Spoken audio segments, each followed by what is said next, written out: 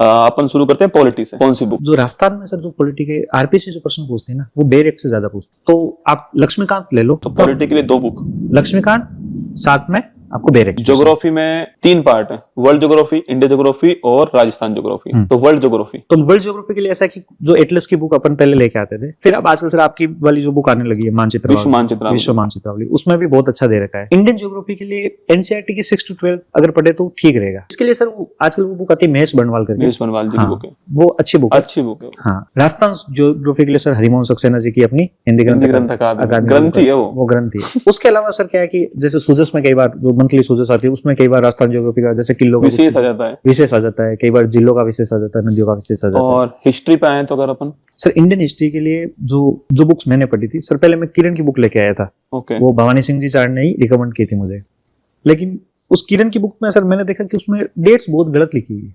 मतलब काफी इसमें मुझे लगता है कि एरर्स हैं।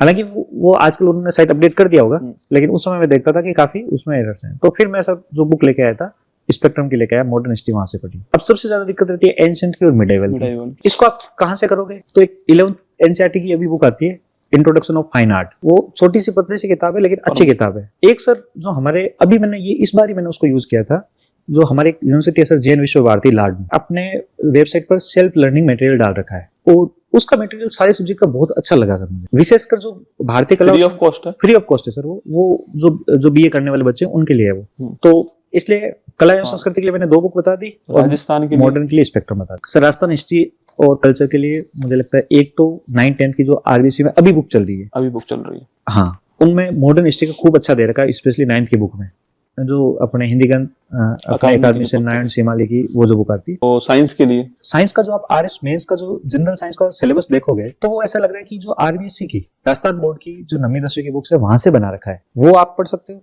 साथ में सर एक जनरल बुक आती है अरिहंत एनसाइक्लोपीडिया करके, अरिहंत की आती है सामान्य विज्ञान। तो टेक्नोलॉजी के लिए मैं कहना चाहता हूँ कि जो करंट से आप करंट अफेयर्स, बस। इकोनॉमिक्स के लिए, इकोनॉमिक्स सर हमारे राजस्थान वालों के लिए एक तरह से इंग्लिश है, दुखदायी सब्जेक्ट है कि इकोनॉमिक्स के लिए कुछ ऐसे टॉपिक दे रखे हैं जैसे मानव विकास सूचकांक है, ऐसे कुछ सूचकांक हमारे सिलेबस में सीधे दे रखे हैं। तो वो तो आप करंट से अपडेटेड हो जाएंगे। कुछ जैसे मुद्रास्फीति, राजकोषीय घाटा, यहाँ से हर बार क्वेश्चन आ रहे हैं। ये टॉपिक आप आरबीसी की जो इकोनॉमिक की बुक है उसकी क्लास 12th की इकोनॉमी की बुक से कर सकते हो ये चैप्टर। इनको अगर गाइड लानी भी है ना सर, तो एक रमेश सिंह करके गाइड आती है, अच्छी बुक है। हाँ। और राजस्थान के लिए राजस्थान सरकार की जो फ्लैगशिप योजनाएं, नीति और कार्यक्रम है वो आपको इको सर्वे मिल जाएगा। दूसरा जो इकोनॉमिक सर्वे है वो, तीसरा बजट। राजस्थान इकोनॉमिक सर्वे बस राजस्थान इकोनॉमी यहाँ खत्म हो जाती है।